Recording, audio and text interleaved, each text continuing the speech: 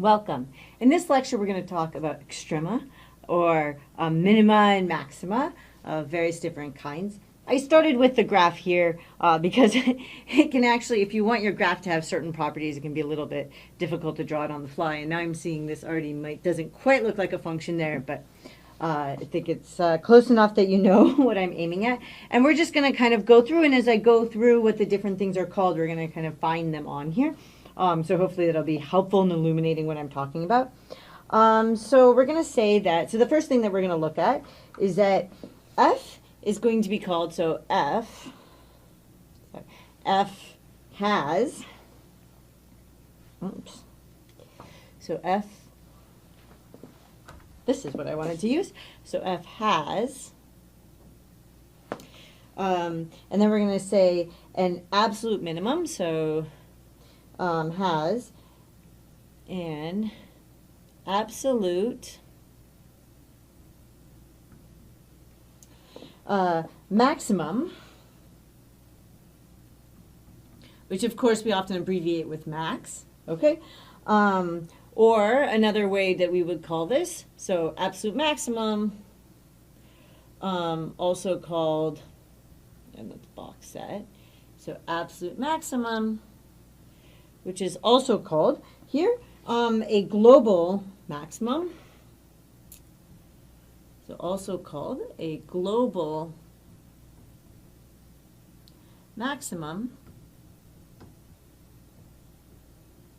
Okay, and then there's a little bit of technical, so we'd say at C. So at, and this is going to be at C.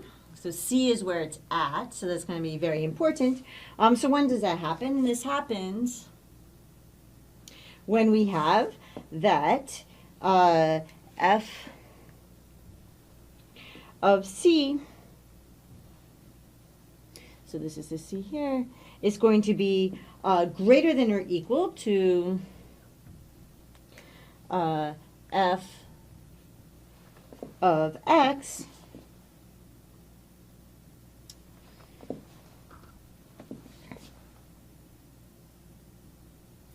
okay, for all x in the domain of f. Okay, so for all x in the domain of f, so in domain of this function f. Okay. And then we're going to say, so the rest of that language is that f of c is called a maximum value. Okay, and so then we have that f of c is then a maximum value, or absolute maximum value.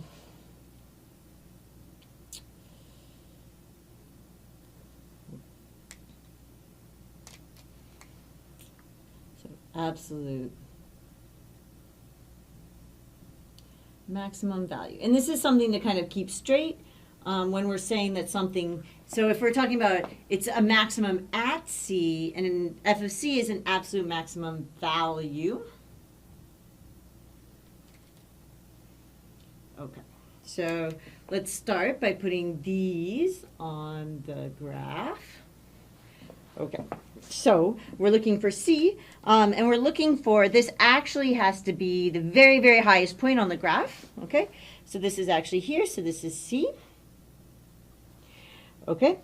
So we have there's an absolute maximum at C, okay? So absolute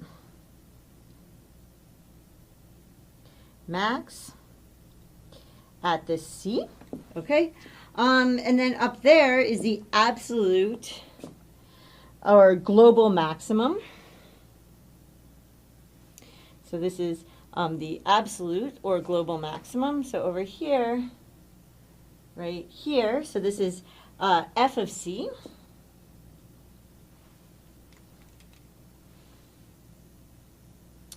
So this is the absolute global maximum, okay? So f of c is the absolute global maximum. So f of c is the absolute or global max. Okay. So now let's kind of move on to the next thing we want to look at. F is going to be, so this was kind of the first category things to look at. So now let's do the next one. Okay. So F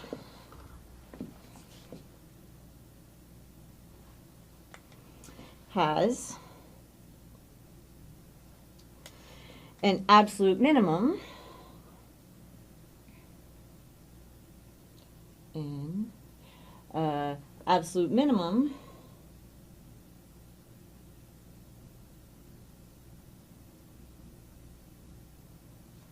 and we're going to use a different letter than C, so this is going to be at.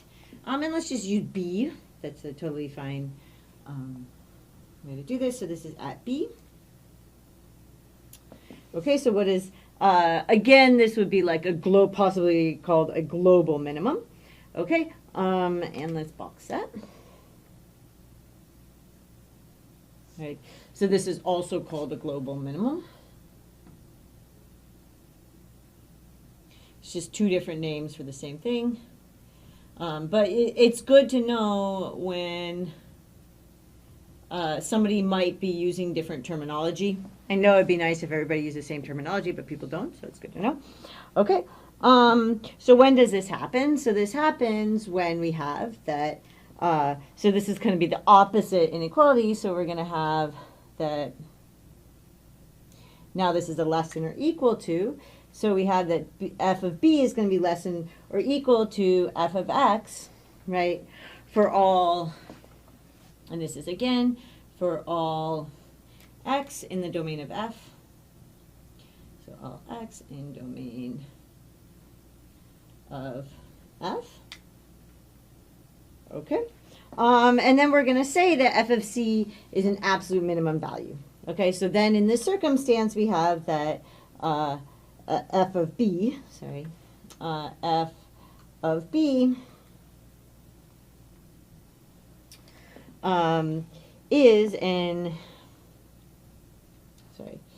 is the, I didn't put the there, but it's, you know, in this case there's only one, so it's important. There can be more than one, it can occur in more than one place, but it can only have one output, is the absolute minimum value.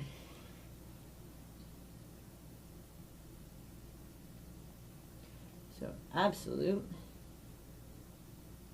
minimum value.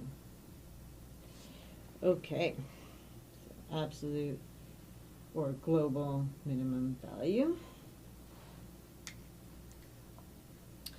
Okay, so let's go ahead and look for that here. So we're looking for the very lowest point. So this is going to occur at B. So we find the lowest. This would be B. Okay. So we have a absolute minimum at B, because it's the very lowest point. And then if we take this over here, right, we have that f of b, so f of b, oops, that should be red. So f of b is the absolute or global min. So is the absolute, or also called global,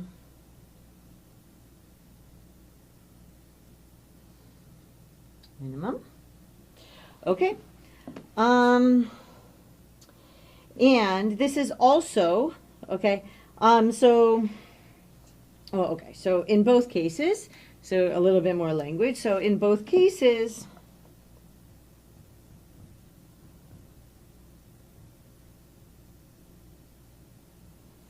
both of these are called, so we have f of b and f of c. So f of c and f of b, these are called extreme values. Both cases, these are called extreme values.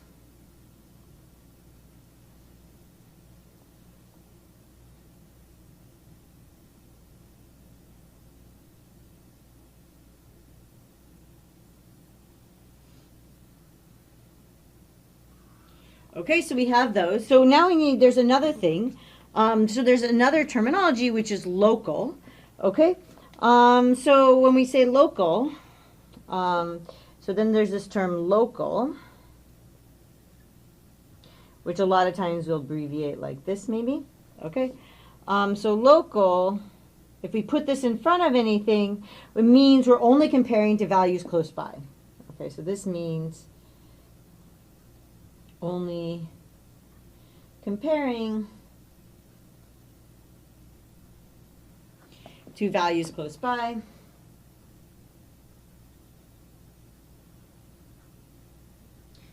Kind of the technical way to say it is there exists some interval on which it's true. Okay, some open interval on which it's true. So looking here, we can go through and we can actually kind of identify some more stuff on here. So we find a local max here, right? So this is just a local max because if we're close by, this is like the highest point, right? This one, okay, this is actually a local, oh, but it's not, that point isn't included there, so that doesn't count. So this is actually gives you an absolute, but also a local max, which is good to know. Like, I can be both an absolute and a local. I know I'm writing these kind of in a different place and I was writing them over there, but that's to kind of avoid over clutter. This is also a local min, right? If I'm global, I'm also local, because it's definitely true close by if it's true everywhere. This is a local max that's not, right? Local max right here, but not global.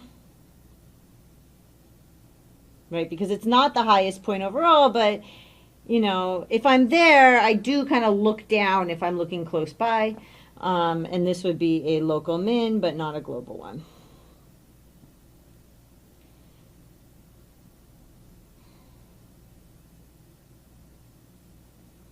Okay, and then lastly, this is a local max.